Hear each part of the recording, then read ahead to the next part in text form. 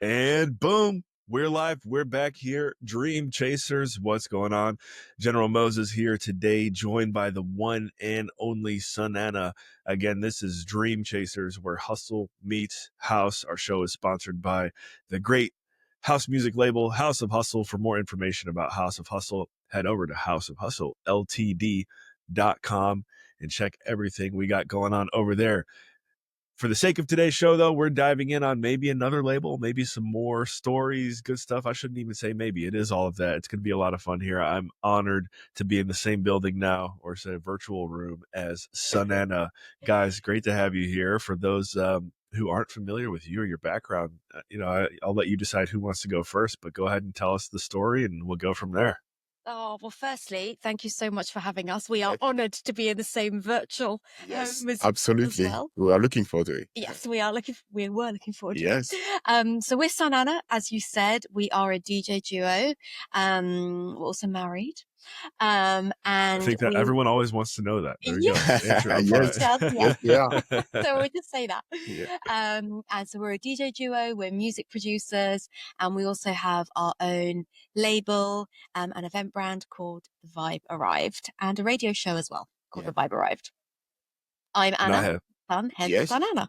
We are also like a multinational duo. Yes, our heritage is from pretty much everywhere. As I'm half French and half African, with also Spanish origin, and you are half English and half Indian Pakistanis. Yeah. Oh, really? Wow, look at that. That's I bet most people have the same reaction I do when they find that out. Yes. Would that be like a grandparent of yours? Is Yes. Yeah. My mom's side, Indian Pakistani. Yeah, I'm probably similar to Jeremy. I'm mixed, and so my children, although they are technically, you could say black, no one would ever guess it unless you tell them. Exactly. So it's kind of funny. I can relate. Yeah. Cool. Well, anyways, yeah, great to have you guys here and learn about your kind of your heritage, and that makes a lot more sense to me as someone who has grown over the last 12 months or so to really love what you guys are doing with your label, the vibe that you're going for, hence the Vibe Arrived. It is a very culturally diverse label, and I guess to take things there, like, tell us, how do you feel like your different connections around the globe have come to light through the label that you guys have established? Well, that was basically one of the main reasons why we wanted to start the Vibe Arrived, because we've had a radio show for a few years now. I think we're way past our 250th episode. Yeah, 5 years. Yeah, and that's been Wow. an awesome way for us to connect with people from all over the world and like make new friends, which has been awesome. And then the label for us was just kind of a natural next step, wasn't it? Yeah. Because we got so many great tracks for the label. We actually got some like unsigned ones as well, which we would play on the radio show. And then we thought, actually, why don't we actually start a label? Also, and start building kind of our own community, or growing our community in that sense. Also, it was the label was also a way for us to to have a bit more freedom about the release for our own tracks. Because you can send tracks to labels, but depending, they vibe at the moment. What we do will follow they vibe or not. But sometimes you really believe in the track and you can't really find a home for it. So when you have your own label, you can say, you know what, I can release it myself. And you can do all the promotion, etc., the way you want with the love that you want to put on the track. So that's cool as well. But we also receive so many good tracks. By how many great ones we received from the very beginning. Exactly. It is. I think it's the inevitable path of every artist to eventually launch their own label, purely off of the reasons that you've just expressed too. It's like, I know this is good, so it's getting out one way or the other. I sent it to 10 labels, but for whatever reason, they're not feeling it right now. But I think intuitively, if you're an artist and creator, first of all, again, I don't know about you guys, but I feel like every piece of work I create and I put out there, I'm like, this is the best thing ever. There's nothing in the world. There's nothing in the world better.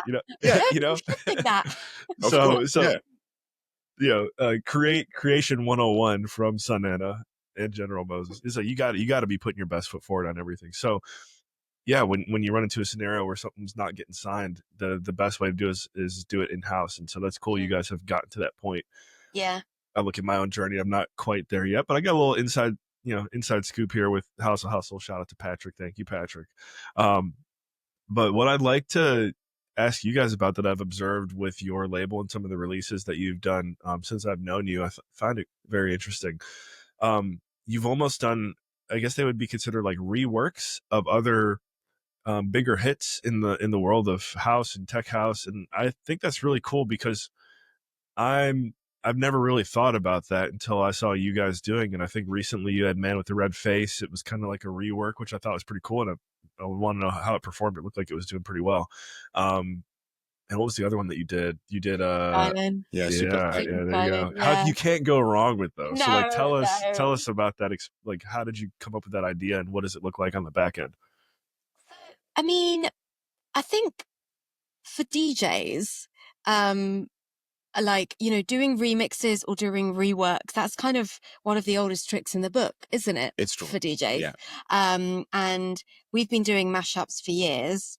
You started off doing mashups. I mean, like reggaeton movement and king of mashups. Oh yeah. France, Where do we find those links? Everywhere. You can find them. Okay. Just Search Sam Phillips. Just Sam Phillips Mumbaton. There is a lot. Yeah. And then you know, there are some tracks that we wanted to play in our sets, but sometimes because they've been written like 20 years ago or whatever, sometimes the master isn't, you know, it doesn't quite fit with some of the other tracks. Maybe, you know, the kick isn't quite, you know, beefy enough, or sometimes we just love the track. I mean, like Super Styling and Man with the Red Face, we just love the tracks. And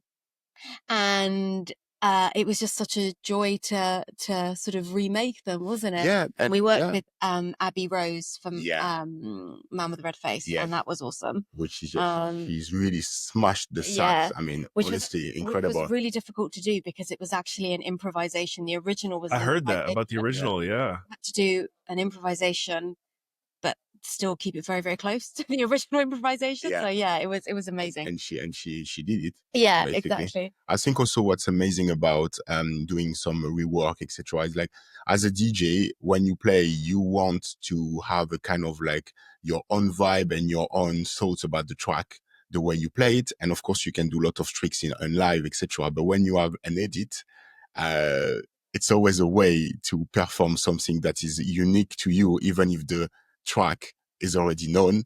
It's known, but not this version, you know?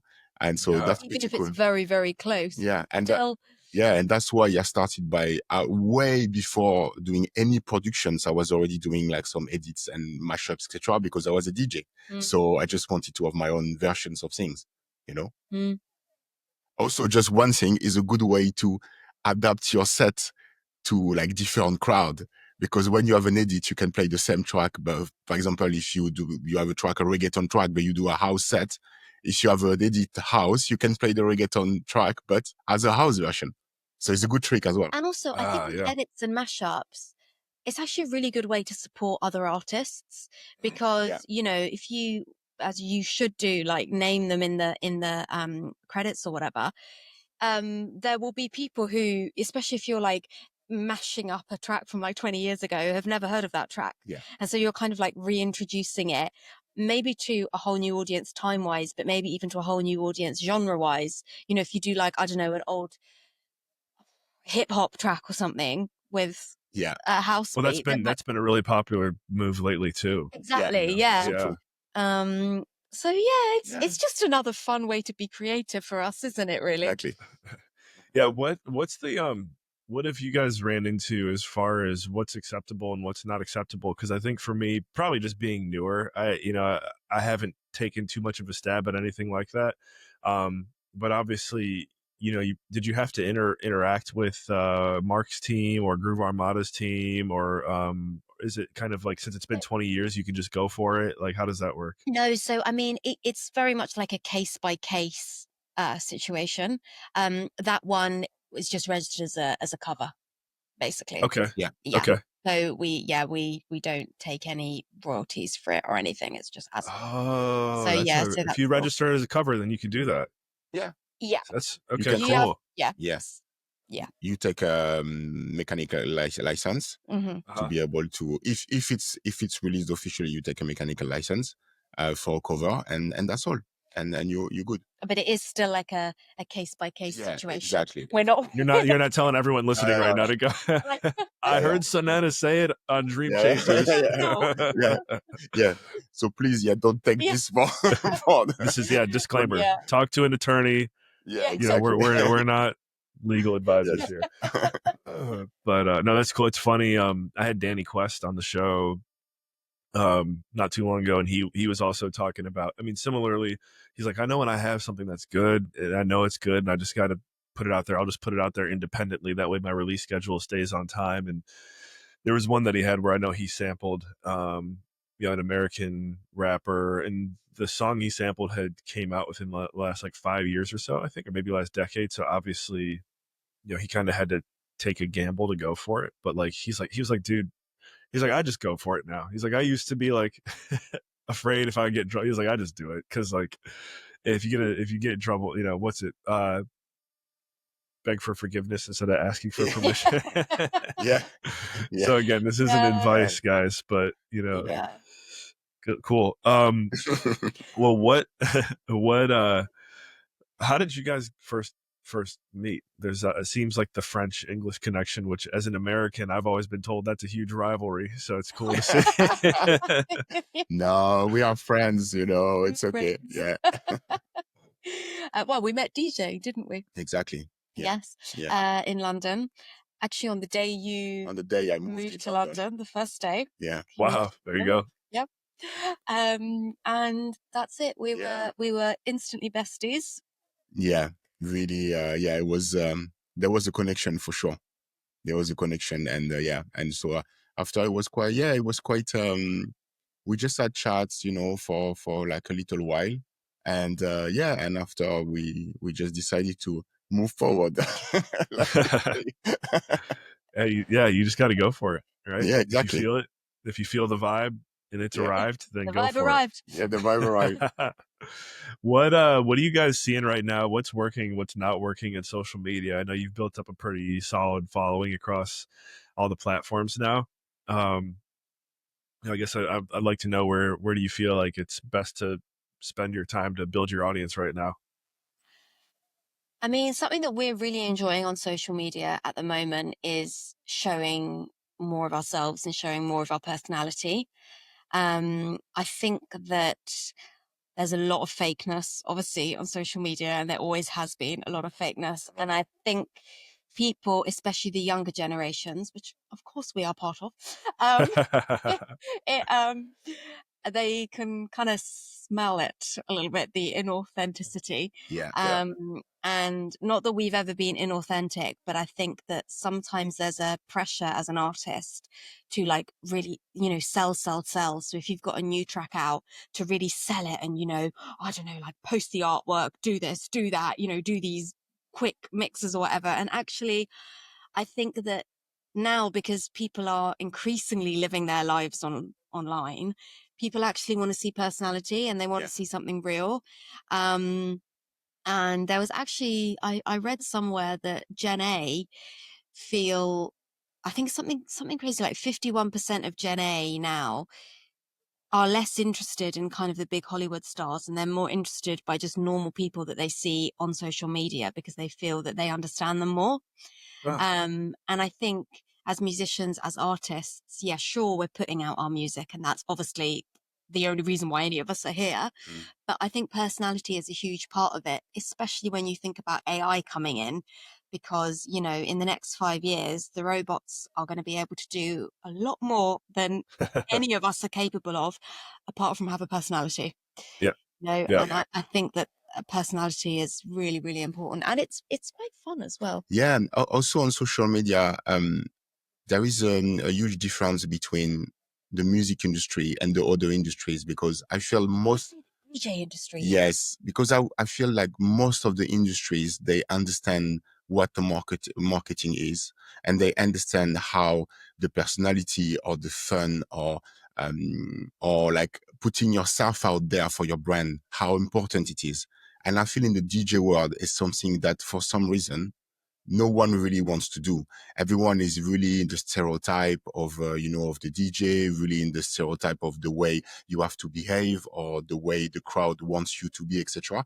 When actually, being a DJ is just another industry, but it's a brand. If you're a DJ, you are a brand. So you have to behave like you have a company. You have a company, and you want to do marketing because you have to develop your company. And it seems really. And that is individuality. Exactly. And it seems off like creativity, but actually it's not, because all of this is to be able to support your creativity. And yeah, I think sometimes it's missing, and we trying our best to stay in this, the authenticity of who we are, but pushing forward with fun, with energy. Because what's the phrase? People don't want to understand. They want to feel understood. So by being authentic and being true, but you definitely closer to people. I think also our main goal with social media is that we just want people to feel happier after seeing a bit of our content than they did before seeing it. And the majority of things, and it's the same for us, you see something on social media and you actually feel worse afterwards because you feel like, oh gosh, I'm not there, I haven't achieved that, or oh, I don't, have a private jet if you wanted a private jet, or whatever it is, and actually you come away feeling worse. And we would just like people to feel a bit better after seeing something. They've gained something from it. And that's why we also started our whole, all of our tips and everything that we give on TikTok, because we've got a lot of experience in the music industry with DJing and producing. And actually, instead of gatekeeping all of that knowledge, we really just want to share it. And again, hopefully people will get value from that. They will learn something and they will leave feeling better and feeling more positive and feeling more empowered, even if it's just a 37-second video that they've watched. And also, it makes you improve actually what you already know, because you have to ask yourself the good questions when you want to tell someone or when you want to give knowledge to someone. You have to be sure that the knowledge you have is actually the right one. And sometimes you actually realize that, oh, actually I know to do that, but I don't know that much because I don't know how to explain it. So it forces you to do even better. And if we can share, I mean, there is definitely place for improvement in the DJ world. So if we can be part of it, that's amazing. And I think, going back to your actual question, which I now realize is working well. Well, this is all, everything we just did is great content for social media. I don't know how it works, but I think it's really hard to know what works because all the platforms are different. Everything is changing so fast. You also don't know about what's happening behind the scenes of people. You think, oh wow, their post worked really well, but actually, you know what? They spent like 50K on ads with it or whatever. So you literally have no idea, or maybe all their followers are fake or whatever. You just don't know, we've had posts on TikTok that have done amazingly well and we have no idea why, and then we try and recreate it and we just don't know. So basically, all you can do is be authentic. Exactly, it's being authentic. That's that's the best advice. Being authentic. Just like in a way, like you would be with somebody in real life. You can only be yourself. And also consistency. That is huge. That is really, really important. Really important. What do you for those who might be struggling with consistency, what's kind of like your standard? Are you guys posting once a day, a couple times a week? What's too much and what's too little? So on TikTok, in the last 6 months, we've been posting twice a day, every day, which is a lot. We're going to move to once a day now on TikTok, but we're posting once a day on TikTok, once a day YouTube Shorts, 2 times a week normal YouTube, maybe 2 to 3 times a week on Instagram. Facebook is sometimes. Which is crazy because it used to be, I think it used to be the standard, but Spotify, we're releasing once a month, update our playlist once a week. And then obviously on the Vibe Arrived Instagram, we post maybe at least, I would say maybe once or twice a week. It's a lot of posting. But I don't think that everyone has to do that. No, definitely not at the start anyway. I think I mean, my opinion anyway, is that when someone struggles with the social media, you can just like post. You can just say, okay, I'm comfortable with posting one a month. Okay, it's no problem. Start by one post. Yeah. Be sure you're doing perfectly in the right way, in the best you can, and you will learn from that. And maybe you will realize actually that you don't need to wait another month, because actually you did pretty well and you're ready to do another one. So you will do another one. Maybe it will be 2 weeks, but more you do it and more you will feel comfortable, and more you will be able to do some analytics and see what works, what doesn't work. And you will probably at some point realize, oh my God, actually now I'm posting one every 2 days because I'm so comfortable with it. But what I mean, it's so overwhelming if you look online and you see like all the stats about also, like, oh, you get faster at creating content. Yeah. So that's the other thing. So, you know, if, as you say, if in the beginning you can only post once a month, like, but just make the commitment. Yeah. Because it's like putting yourself out there. That is already the bit that is, you know, oh gosh. But after also, if you really want, for some reason, you want to do a strategy, because it's a bit what we did. You want to do a strategy and you want to post really like often, say to yourself, okay, I will start to post in 2 months, but for the next 2 months, I will prepare a lot of content. Yeah.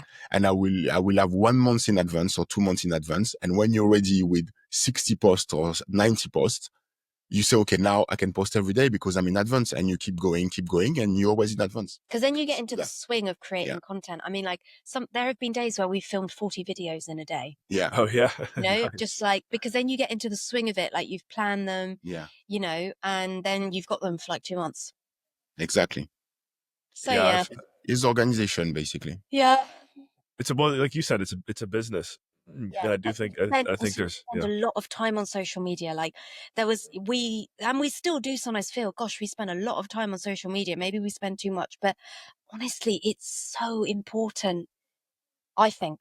Yeah. Social media, it's the only way that you can, you know, really get yourself out there. So don't also feel bad about that or feel resentful, you know? Yeah. Sounds good. That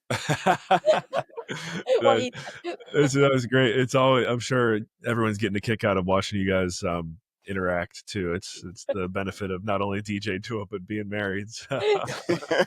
I mean, how do you guys handle that too? I think obviously as couples, and I'm married as well, you think of the times where maybe you always love each other, maybe you butt heads a little bit. How do you guys how do you navigate challenging times? What we got challenging times, not with each other. Not between us, not with each other, but I think that, so for us, we're not we just, in general, in our relationship, we don't argue. And I know that sounds like we're completely making it up, but we actually don't. No. Because I think it's our personality. We're like not confrontational people.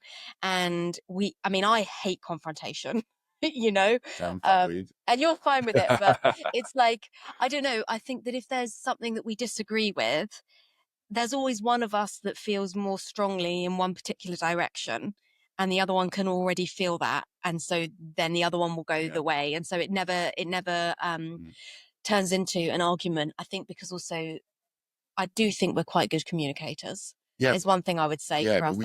We talk maybe too much sometimes. We do talk a lot. What was it that we said yesterday? We said something, and I was like, oh, maybe I'm not talking enough. And you were like, no, you talk enough. I can't remember what it was. It was something. Anyway, that's a tangent. But yeah, and then when it comes, and then that's really, and I think because we were, fully fledged humans when we came together, and also as we'd already both been working in the music industry when we kind of joined forces in that sense. So we know how it is to work by ourselves in the industry. And it is 10 times hard. For us anyway, I feel it's harder to work by yourself in the music industry.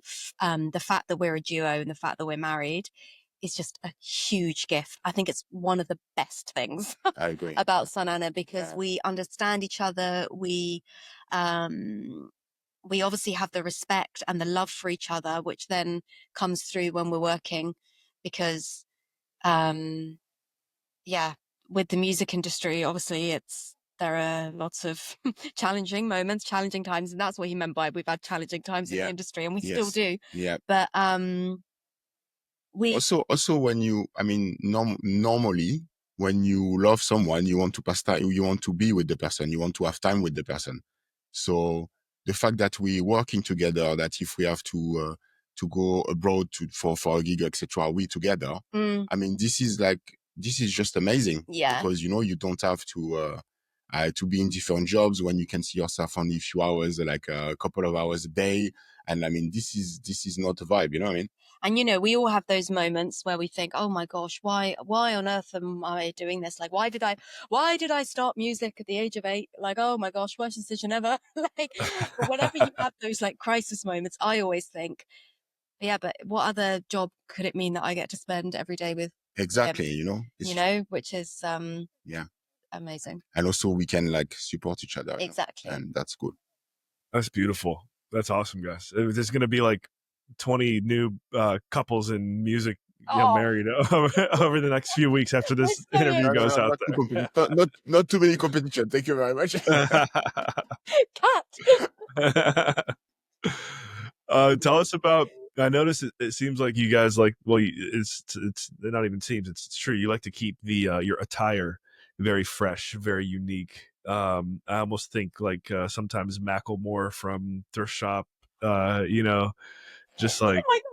Oh yeah, of course. Yeah, you guys bring it to the next level. Andre 3000, Nice. So tell us Brandon about the Flowers, the Killers. He was my personal style icon. Oh yeah.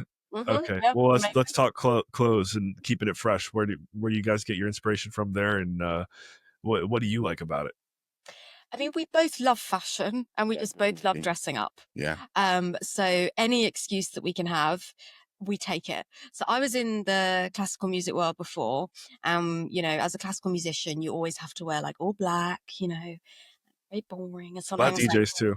Yeah. well, yeah, you don't have to as a DJ. You don't have to. That's why I don't get with Yeah. When you're in an orchestra, you have to wear all black. Yeah. I remember so I would have like crazy nails, with like nail art and studs and stuff. And then I would wear all black, but it would be like I would wear like those, those Lady Gaga shoes without the heels, like it would be like super. And it was like trying to find this crazy individuality within the black, because I feel that if you're an arty person and if you're doing something in the arts, fashion is just another way to express yourself. And I find it so fun, and you find it so fun as well. Yeah. So where do we get our inspiration from? I mean, we just really wear things that we like. Yeah. I mean, for me, it's more recent, actually. I mean, it's more from, I'm in London that I feel way more free to dress the way I want, because in France, it's not the same story, It's a bit more, I would say the prejudices are a bit more there, but in London, yeah. And also, I mean, with her, she's I think Anna influenced a little bit too. That's a good phrase, dopamine fashion. Yeah, so yeah, and I love that too, because it's it's proven that when you wear color, you feel better, and you feel more joyful. Yeah. So yeah, so I love that. We were doing like a clear out of I was doing a clear out of all my jewelry, and so many of my clothes I've had since I was like 16, 17, 18. And they're all just high street stuff. Do you know what I mean? Like Topshop, but they've all lasted. And so I was clearing out all my jewelry, and it was all from Topshop and ASOS and stuff, when they actually used to do cool alternative things. And I don't really wear big necklaces anymore. I used to wear loads of rings. Well, he can't wear my rings, but I used to wear so much jewelry. And then I gave it all to him. So now a lot of the jewelry that you see him wear. Yeah, wow. Yeah, I wouldn't have guessed that. I mean, now you say it. And it looks so cool on him. Yeah. Just rings. I mean, the difference in size of our hands, you can't, it's going to be shown, but he can't wear my rings or my earrings, but the necklaces. I mean, I can't believe she was going to throw things away. I was like, are you kidding? Give me that. So that's our recycling fashion. Yes. That's our slow fashion. We keep it in the family. Yes. Nice. Are you going to share the pink nail polish with son? You liked it, didn't you? Yeah, it's cool on you. Yeah. But he has really good nail beds. So yeah, but no, thank you. That's too far. So he could have nail art, but I can't, because mine are too Stumpy. That's too far. Okay, That's too far. it's just for an extra expense. Do you know what I mean? Like it's yeah, just an extra expense. that's so funny. What well, so actually, when would you guys both say that you really started in music? Like, you committed, you're like, I want to do this. I know you mentioned classical music there as a background, Anna, but I guess I'm just curious, how long have you guys really, do you feel like you've been in the industry? Really long. Yeah. I I'll mean, tell you what, I have a follow-up question to this, but I want to know when yeah, you started. I started. So she was in the classical music, and I was a French rapper before to be a Nice. DJ, and I Oh, was dude, doing a we got to send me some vocals in yeah, French. yeah, yeah, Yeah. yeah, and yeah, some raga as well. And after I've been in, I started to DJ. I've been in a rock band for 5 years as well as a rapper. Pop, like it was rock and punk. It was amazing. Yeah, Nice. and after I came to London, so yeah, it has been like a long time, but which is cool because of experience. But yeah, it's yeah. I mean, Oh, it's a so whole was that life. like what, More 10 like years ago?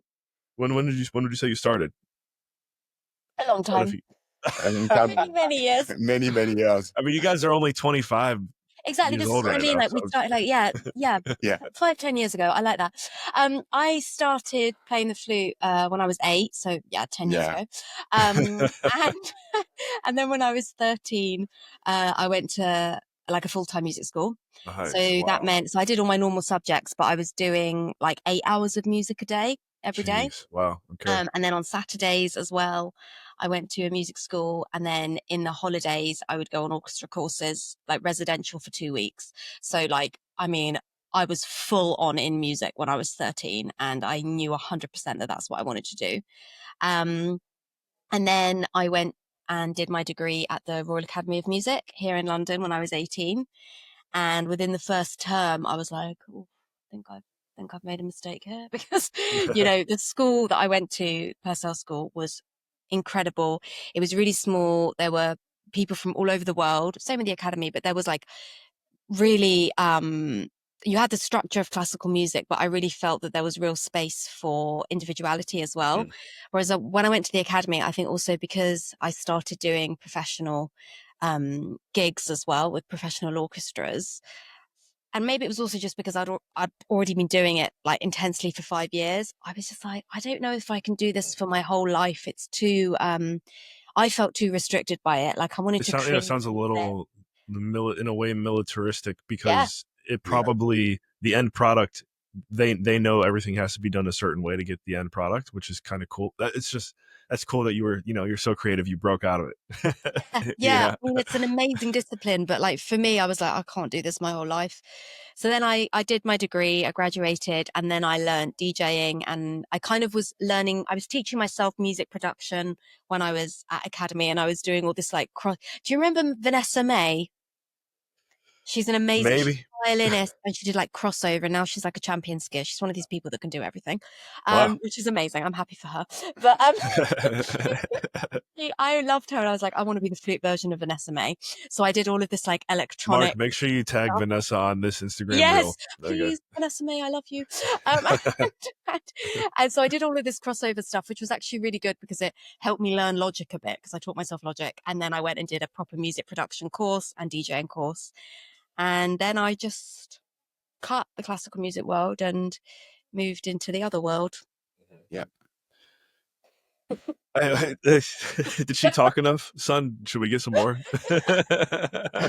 Yeah, so I start when I was 15. I starting to write, actually, basically write lyrics, rap lyrics, and after like a year, I showed that to a friend because I knew he was really into hip hop, and actually he said to me, he said, "Yo, but I'm writing as well, actually," and we created our first band together. And that was my first move into the like being really in the music industry in a way, starting with concert, etc. And I did that for a few years. And after that, I started to work with like someone that I met. He became like my brother now after a lot of years. He was more in the pop and rock world, and helped me to do some composition for for an album solo, and we did two together with another friend also, Jason, that is my best friend. And so yeah, that worked for a few years. I learned a lot from that, but I quickly saw when I was starting the rap that actually that wasn't enough for me. It was too purist, too like, okay, you're a rapper, so you are in the hip hop world and that's all. And actually, I don't know, I was one of the only friends listening Prodigy and saying, "Migo, this is amazing." You know what I mean? And they were like, well, Yeah, what are yeah. you talking about? Like, what is that? And I was like, oh, but this is so cool.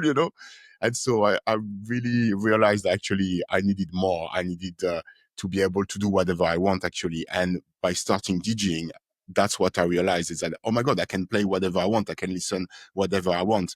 So it was quite like a revelation for me to start DJing. And yeah, and so I've been resident DJ in France a lot. I also did some touring with some brands like Freegun and Snapback, etc. And with Clubbing TV, etc. in France. And also after that, I've been in this rock band called Merci Tarzan, and that was I think Yeah. that was the moment when I really realized that with the music, you can literally do whatever you want. Yeah. It's not about, I would say, it's even not about the talent or about what you know. It's about what you allow yourself to be. If Wow. if you do that, you can literally do whatever you want. After, you have to control yourself because you can do everything if you want to do it well. But that was really, really, a really amazing experience for me. And after that, I came in London and starting SUNANA with you. So that was, like a That's cool journey. that's powerful. Super, just super inspiring too, especially to myself. I mean, I think you guys kind of knew this to some degree, but not the full extent, because one record where I had some original vocals that I did was one that I signed with you guys. But I'm working on a album right now, and there's, just put it this way, there's going to be a lot of General Moses original vocals on there, and Nice. oh yeah, yeah, and it's like to your point, it's I'm like, man, I could do whatever I want now, and it's never really, I don't know why it took so long or whatever to get here, but we're here now. And to hear you say that about you're like, in music, you can be or do whatever you want to do as long as you allow yourself to do it. I'm like, man, that's how I feel right now.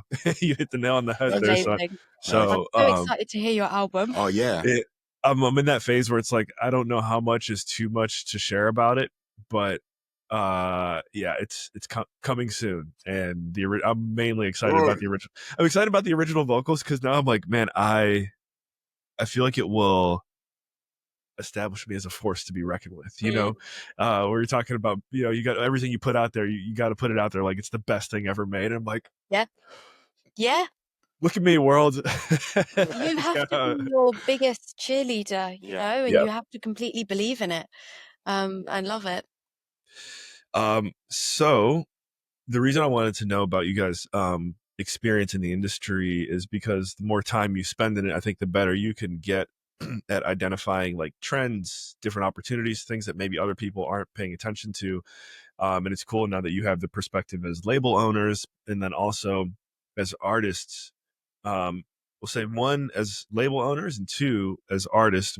Where do you guys feel like you see a lot of opportunity right now that maybe a lot of others aren't seeing, as far as like growth is concerned? Oh, I don't know about that, to be I think honest. About the opportunities. I mean, to be honest with you, I said we because I think you think the same, but I feel there's like opportunities. Why I think is less and less. I think is you have to create your opportunity because um I feel like people, it's a lot of little group in the industry. It's a lot of mini, I don't know, mini factories. You know what I mean? It's like shall we say? clicks, and I think more and more opportunities means for the people around you, for the people that is your mates or people you enjoy your life with. And it's less about, oh, can I look out there and see if someone deserves to have like a spot because their talent. It's not like that. It has been a bit like that before, but it always been like quite fragile. And I think now it's really, you have to be individual. You have to be independent. Sorry, you have to be um, um, find creative ways to find the opportunities. I mean, that's the way we feel anyway. And I think that's something that we've started to do recently. Obviously, we've been in the music industry for a long time. And so we've always seen things like within a music industry sort of perspective. And now when we're thinking about the things that we want to do or opportunities as such, we're not thinking in a music industry sense. We're thinking in terms of like a broader sense. Yeah. So for example, going back to what I said earlier about like putting your personality across, that's because of everything that is happening at the moment, and the world is moving, at quite a scary rate in terms of AI and how everything is changing. And so we're very much thinking, okay, like, what is the future going to be for the world in general rather than just the music industry? And so I don't think you need to have music industry knowledge to know that. If anything, you have to like really broaden your mind and watch videos about lots of other things, about technology, politics to a certain extent, all different kinds of arts, going to art exhibitions and also seeing what people were saying kind of 50 years ago, and then how that has come to fruition and stuff. So I know that's not a very like helpful answer really, but in terms of I think I think you guys nailed it. I mean, looking at the past and assessing what worked in the past, not try to get too. I think as creators, it probably benefits us more to. This is totally my opinion, I guess, but to remain as politically agnostic as possible, but to still pay attention to how people are being affected by what's being said in the news, I think is like super valid. And there was a couple of, once again, Mark, we'll have to make an Instagram reel of everything Anna just said, because I think that was a great teaching lesson, what you just said. And then I can't remember what Sun said before that, but I was like, dude, that's, he's like, I'm not seeing it. There's no opportunity sitting out there. You got to create it yourself. I'm like, dude, that's the best answer ever. But also he said about being free, we're talking about creative, and he said you can be what I can't remember what it was, but it was very Gloria Gaynor 2025. Sorry. No, great. It's French though. No, I think also, and we fall into this trap before as an artist, because you're so desperate to make things work and you so want people to hear your music.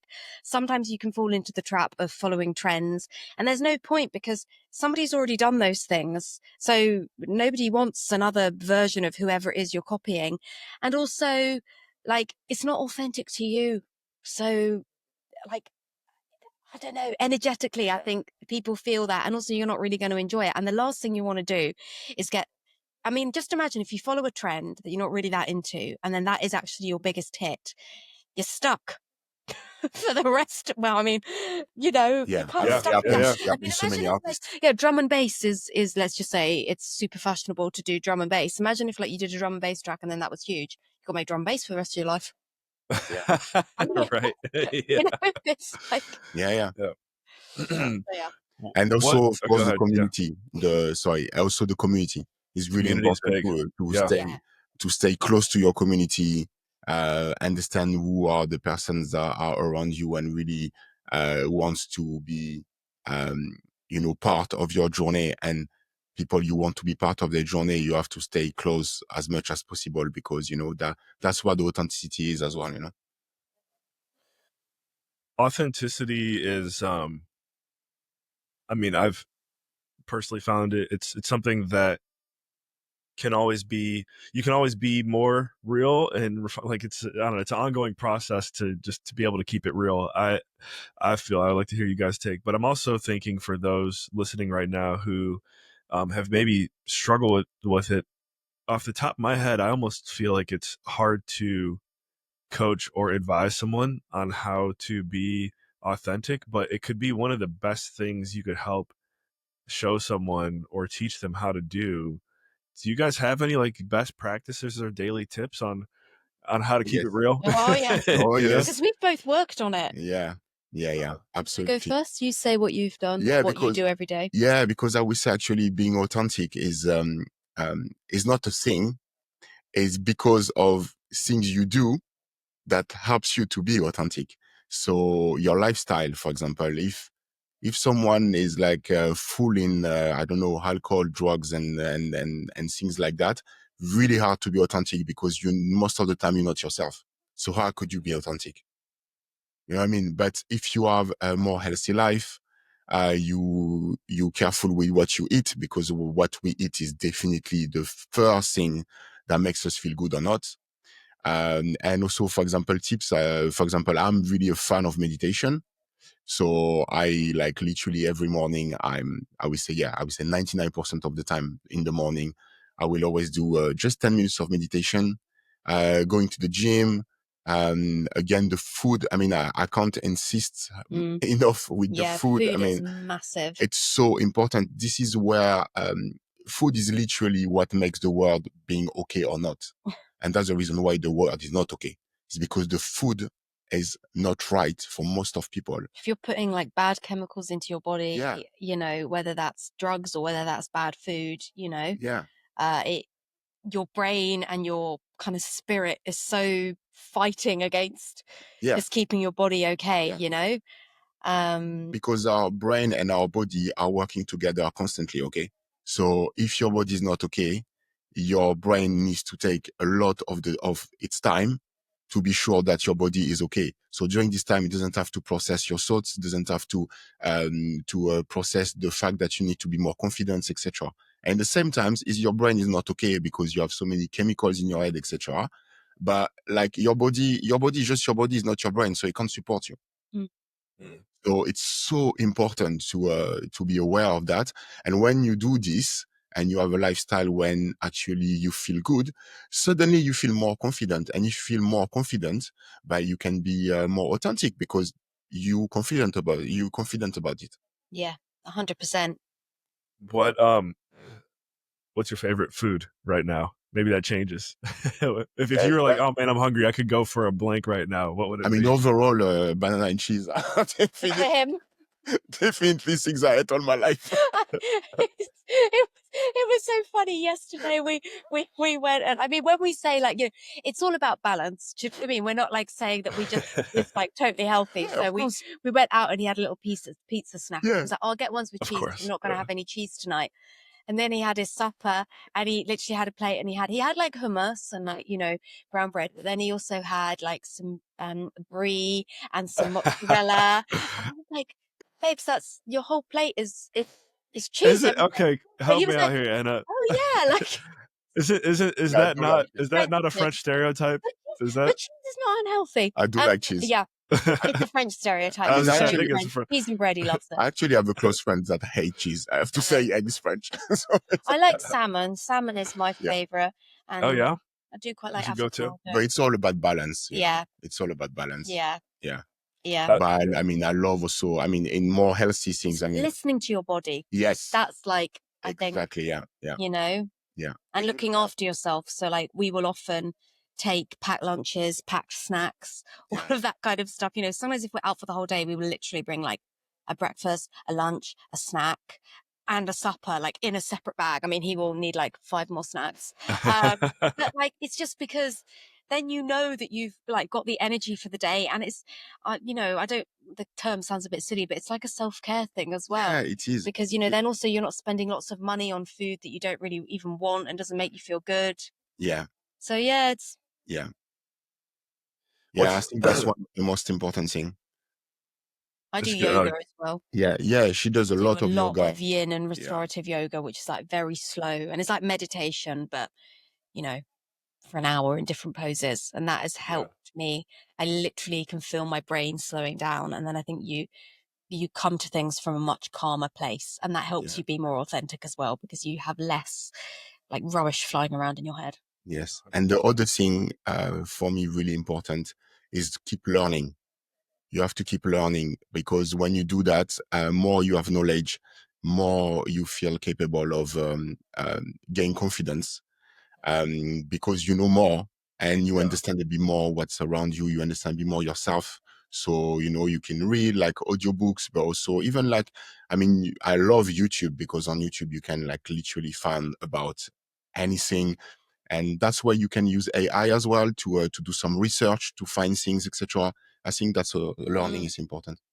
Yeah, no, you're right. I think for you guys in particular too, it can be tough to keep learning too, or I at least imagine it would be, because you do have a significant amount of experience, um, where you could fall into the trap of thinking that you know it all. But to validate what you guys are saying about learning, I mean, I feel like I probably wouldn't know you guys if it wasn't for Tool Room Academy, which is another place that you can grow and learn. And if you do happen to be someone who knows it all, this is my biggest piece of wisdom to anyone who might have made it already and hasn't gone through Tool Room Academy. Just join for the network.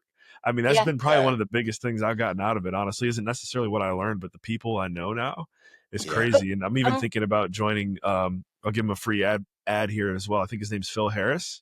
Yeah. He's like a DJ. I see he has I'm like, you know what, I might just do that, just go see who I meet, and maybe probably learn something. I cut you off though there, son. I think you're about to or one of No, you guys gonna say I something. was just going to say, we didn't actually even do Tool Room Academy.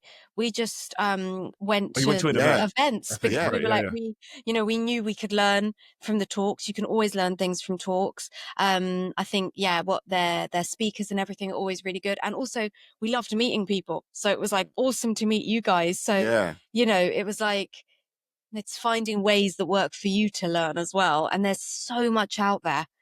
Yeah. As you say, like Phil Harris, that's awesome, Also online, like you. online with the social extra. I mean, I always encourage anyone to share, to connect with people. To you do something, you use a track, tag the people, like try to connect with them. If they send you a message, I mean, don't ghost them, because there is no point of it. Like it's like it's so inefficient. So like be with the community, because that's what music is about. And also is I would say also is a question of respect, because I mean, especially you're a DJ, you playing tracks of other people. I mean, at least you can honor them by just, I don't know, tag them or talk about what you play or etc. Because I don't know. I mean, it seems natural to me. Yeah, 100%. One of the best, one of the best. I felt like a low leverage posts that anyone can do to establish yourself as credible, and then also build relationships with other artists that you like. And I don't know if you guys have met Sophia Guerrero yet. She also came through the academy. She's in our chat there, so make sure you reach Cool. out to her, because Nice. she's awesome. I love what she's doing, and she's only got, I think, one record out, maybe has another one in the pipeline.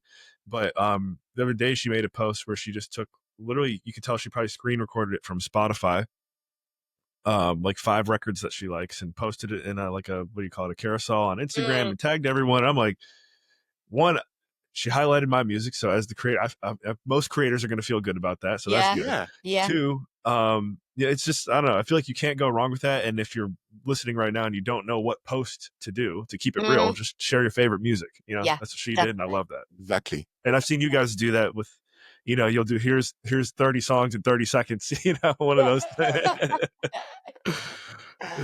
All right, you got any of those in the pipeline, by the way? I do like when you guys do those. Yeah, we did a few actually last week. We filmed. We did because we've got a new track coming out on No Definition called Bang Groove, so we did lots of content for that. So we did like a kind of cross-cultural quick mix, and then obviously we've done a few more for some charts we've got coming up, and we definitely do.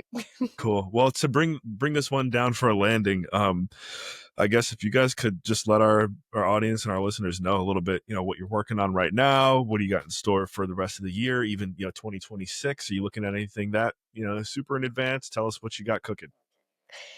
So, as I mentioned, we've got a track with No Definition out called Bang Groove, which we're really looking forward to. We love that label.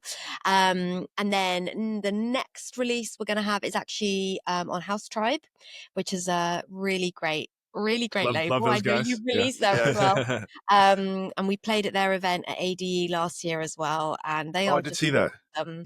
It's super awesome. cool. And so we're excited to have that tune out with them. And then it's going to be more releases on the Vibe Arrived from us, and also lots of other awesome people. Cool. So we've got a lot of great releases lined up there. I said it like I forgot. Yeah. Teaser. I got a record coming out again with these guys. I've been letting you do the plug. Yeah. Yeah. Yeah, we actually did for ourselves a plan of like 12 months release when we are releasing one track every month. And we're doing that for whole 2025.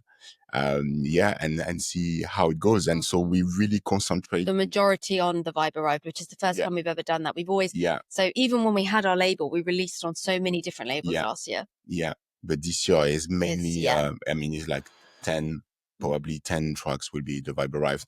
Yeah, well, so if you guys want anything, we'll say it right now. If you want to get anything released with House of Hustle, you've done this interview now. You've done a guest mix. Patrick, I know you're listening right now. Send us your demos, guys. We'll see if we can get you on the main label. Thank you. Yes. So yeah, that's really the focus this year. The focus is really on the music, and also not just the music, but also how to market ourselves and how to really expand our audience, and make sure that our babies are going to the right ears. Is that the other question that you get all the time? Yeah. Physical babies? Yes. Yeah. No. Yeah, Anna's like, nah. No, we're already babies. We don't need any more. They are our babies. Yeah. He's already living his best single dad life with me. Classic. You guys are hilarious. Well, I'm happy we finally got to chat, get to know each other a little bit. I had a feeling it was going to be this good, and it was. So, yeah, what's just again for anyone tuned in right now, it's the best way for our listeners to follow up and get in touch with you guys. So across the socials at We Are SUNANA, SUNANA. We are also SUNANA Music on some platforms. You can also search The Vibe Arrived. And yeah, just send us a message, say hi. We love connecting with new people. We love making new friends. Exactly. So yeah. Yes. And also, if you are music producers and you do like Afro house, Latin house music, etc., feel free to send us like some demos at the Vibe Arrived. You can do straight on Instagram, on other platform as well. Yeah, you can just reach to us, or even on the We Are SUNANA as well. You can just reach to us, and we'll be happy to listen. Love it. All right. Ladies and gentlemen, thank you for tuning into another episode of Dream Chasers, where hustle meets house. We were joined today by SUNANA, also the owners and founders of the Vibe Arrived. Make sure you check out their label. If you haven't already, head over to houseofhustleltd.com. Check out the merch, the sample packs, all that good stuff. They are the official sponsor of the show. And I'm your host, General Moses. Thank you for tuning in to another episode. And remember, in all you think, say, and do, take it to the next level.